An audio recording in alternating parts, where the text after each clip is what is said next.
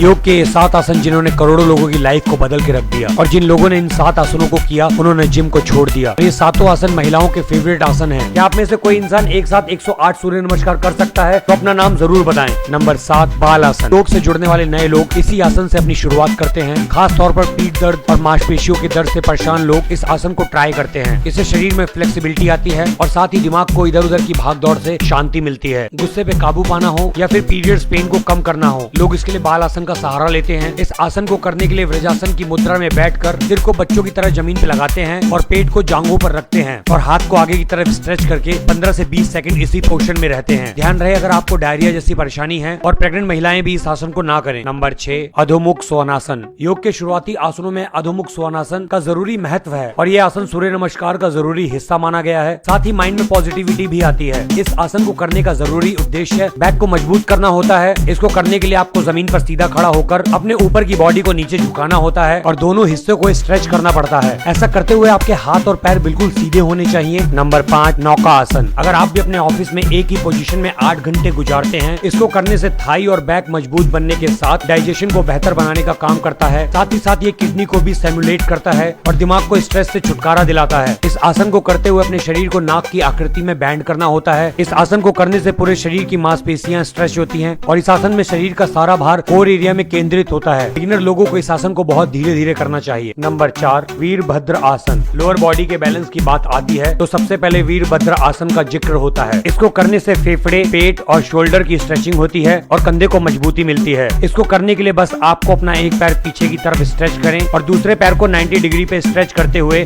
आगे की तरफ रखें। फिर दोनों हाथ को मिलाते हुए ऊपर की तरफ स्ट्रेच करें और गर्दन को भी हाथों के साथ स्ट्रेच करें। कम से कम 10 सेकंड के होल्ड करने के बाद अपनी पोजीशन पर वापस आ जाएं और लगातार इस प्रोसेस को दोहराते रहें। नंबर 3, भुजंग आसन। भुजंग आसन योग के कुछ खास आसनों में से एक है और अगर आप इस आसन को करने में मास्टर हो जाते हैं तो आपके शरीर में होने वाले एनर्जी बूस्ट और ट्रांजिशन को आप खुद महसूस कर पाएंगे। भुजंग आसन खास तौर पर सूर्य नमस्कार का एक हिस्सा है। ये लोगों की बैक पेन सही करने के काम आता है। इसके चलते लीवर, किडनी भी शानदार तरीके से फंक्शन कर पाती है और डाइजेशन की शिकायत खत्म हो जाती है। भुजंग आसन को करने के लिए आपको पेट के बल लेटकर अपने हाथों को कंधे के पास रखना है और फिर सांस भरते हुए पूरी बॉडी को ऊपर की तरफ ले जाना है और कुछ सेकंड तक इस पोजीशन पे बरकरार रहते हुए वापस अपने शरीर को रिलैक्स करते हुए नीचे ले आना है। नंबर 2, सेतु बांध सर्वंग आसन। ये केवल आपकी रीढ़ की हड्डी पर काम नहीं करता बल्कि बॉडी और माइंड को अलर्ट रहने की पावर भी देता है और आपका ब्लड सर्कुलेशन पहले से बेहतर हो जाता है। इस आसन को करने के लिए सबसे पहले लेटकर पैरों को बंद करते हुए ऊपर की ओर करना जरूरी है। फिर उसके बाद अपने पेट को ऊपर उठाकर स्ट्रेच करना पड़ता है। ध्यान रहे, ऊपर जाते वक्त सांस को अंदर लेना है और कुछ सेकंड के बाद नीचे आते हुए सांस को बाहर की तरफ छोड़ना है। नंबर 1, धनुरासन। बैक पेन और मसल पेन की शिकायत करने वाले लोगों के लिए धनुरासन किसी रामबाण से कम नहीं है। ये उनकी रीढ़ की हड्डी को मजबूती देने के साथ साथ शरीर को फ्लेक्सिबल भी बनाता है और अस्थमा के मरीजों को ठीक करने के लिए आसन